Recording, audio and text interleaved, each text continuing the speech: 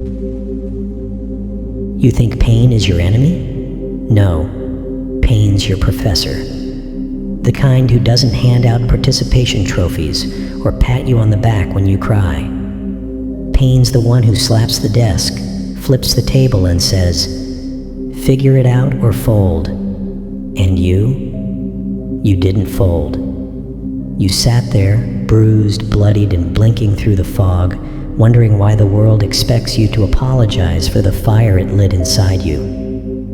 But here's the truth.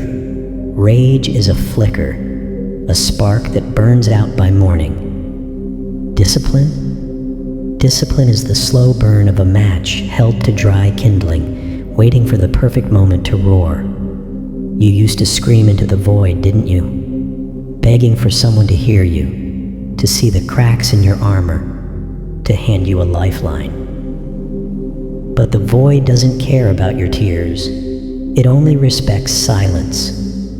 The kind of silence that doesn't come from weakness, but from choice. From the decision to stop explaining, stop begging, stop wasting your breath on people who'd rather mock your scars than ask how you survived them. You ever notice how the loudest people are the easiest to break? They wear their fury like a badge, swinging fists and words like clubs, thinking destruction is strength. But destruction is just noise. Real power is the man who stands in the wreckage, calm-eyed, calculating, already blueprinting the next move while the chaos still echoes around him. You learned that, didn't you? The hard way. When they laughed at your failures, you stopped defending yourself. When they stabbed your back, you didn't flinch.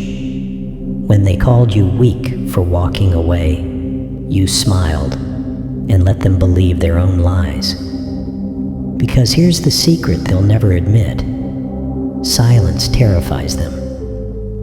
They can't measure it, can't weaponize it, can't predict when it'll shatter like glass under your boot. You used to think strength was in the fight, the brawl, the drama, the headlines. Now you know strength is in the walk, the choice to disengage, to evolve, to become a ghost in a world that thrives on noise. They'll try to bait you. Oh, they'll try. They'll twist your words, resurrect old ghosts, and throw your past in your face like a grenade pin. But you don't react. You've outgrown the cage they built for you. You're not the animal they hope to keep chained. You're the one who studied every bar, every lock, every whisper of their lies until you found the key. And that key? It's called discipline. The kind that doesn't scream when it's wronged. The kind that doesn't post rants at 3 a.m. or beg for closure. The kind that builds, brick by brick, plan by plan, empire by empire, until the people who once mocked you are choking on the dust of your ascent. You don't need their applause. You don't crave their validation. You stopped trading your worth for their crumbs the day you realized silence is the ultimate flex. Let them talk. Let them spin their stories. You're busy writing a legacy they'll never erase. You think they see you? Really see you? No. They see the shadow of who you were, the version they broke, the one who begged for scraps of love, who bent until they thought you'd snap. But you didn't snap. You adapted. You became a chameleon in your own skin, blending into the chaos while you plotted your evolution. You learned to wear their betrayal like armor, to let their indifference sharpen your edges. Every backstab, every lie, every door slammed in your face.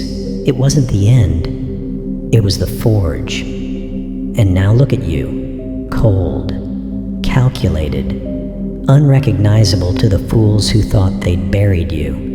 You don't mourn the old version, the one who trusted too easily, who wore his heart on his sleeve like a target. That man died for a reason. His death birthed something ruthless, something that doesn't plead, doesn't panic, doesn't break under pressure. It breathes through the fire and walks away with ashes in its wake. The war isn't over. It never is. But you fight differently now. You don't swing wildly. You strike surgically. You don't waste bullets on targets that don't matter. You aim for the jugular, then vanish before the blood hits the floor. They'll call you cruel. They'll call you heartless. Let them. Words are wind to a man who's learned to weather storms. You don't need their love. You need their silence. The kind that falls when they realize you're no longer playing their games. The kind that swallows the room when your name is mentioned and no one dares speak. You're not here to be liked. You're here to be feared. Not for your rage, but for your restraint. For the way you hold your ground without raising your voice. For the way you dismantle their lies without lifting a finger. Your silence is a weapon they can't disarm. And every day you live by your own rules, you chip away at their illusion of control. You remember the nights you spent staring at the ceiling, replaying every failure, every betrayal, every what if. Those weren't just moments of despair. They were training sessions. You were learning, adapting, becoming. The darkness didn't break you. It refined you. You stopped looking for light because you realized you were the source. You don't need their approval to exist. You don't need their praise to succeed. You show up every day, not for them, but for the vision. The future they'll never steal. And when you stumble, you don't scream. You recalibrate. When you lose, you don't cry. You revise. When you win, you don't brag. You reset. That's the cycle, the grind, the discipline that turns men into monuments. They'll never understand the weight of your footsteps, the way your presence alone shifts the air in a room, because they're too busy chasing shadows to see the light you've become. You're not building for today. You're building for forever. While they waste their energy on drama, on revenge, on petty battles for attention, you're laying foundations. Foundations so deep, so unshakable, that even when the earthquakes come, your empire stands. You don't need headlines. You don't chase trends. You create legacies. The kind that outlive the noise, the gossip, the haters. They'll try to dismiss you, call you a ghost, say you've disappeared, but you're not gone. You're everywhere, in the work, the grind, the results that speak louder than their noise. You don't post your pain. You don't share your setbacks. You let your come up be the punchline they never saw coming. And when they finally realize you've already won, it'll be too late. Their words will dry up. Their lies will crumble. Their jealousy will choke them. Because you didn't just survive. You thrived. Quietly. Relentlessly. Unapologetically. They thought breaking you would be the end. But it was the prelude. The prologue to a story they'll never finish writing. You took their knives, their poison, their silence, and you turned it all into fuel. You didn't need their love. You needed their absence, their distance, their indifference. It gave you space to grow into the man they'd never recognize, the kind who doesn't seek permission, who doesn't beg for mercy, who doesn't flinch when the world throws its worst at him. You're not angry anymore. You're focused. That's the real twist. They wanted to see you rage, to watch you burn out in a blaze of emotion. But but you froze. You became ice, sharp, unyielding, unreachable. And ice doesn't just melt away, it carves canyons, it shapes mountains, it lasts. So let them talk. Let them twist the narrative. You're not here to argue. You're here to arrive. To step into rooms where your name was once a joke and leave with deals that make their jaws drop. To walk past the people who once dismissed you and watch their eyes widen with regret they'll never admit. You don't need their respect.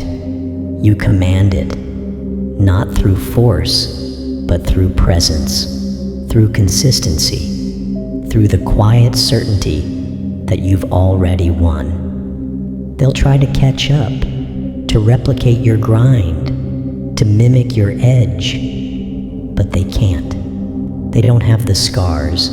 They don't carry the weight. They didn't survive the nights you did. And that's the gap.